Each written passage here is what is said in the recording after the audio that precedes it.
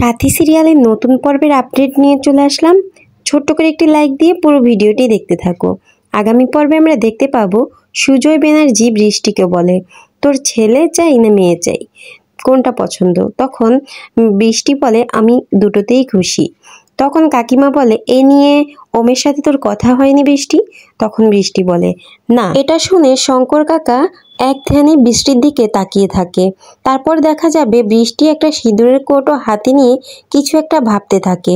তখনই কাকিমা বৃষ্টিকে ডাক দিলে হঠাৎ করে সিঁদুরের কৌটোটা হাত থেকে পড়ে যায়, যা দেখে কাকিমা বৃষ্টি দুজনেই অবাক হয়ে যায়। তারপরেই দেখা যাবে ওমের মা আর ঠাম্মি বৃষ্টিকে নিতে আসে। তখন বৃষ্টি বলে, না আমি যাব না, প্রেগনেন্সির এই অবস্থায় আমি আমার বাবার বাড়িতেই ভালো থাকবো।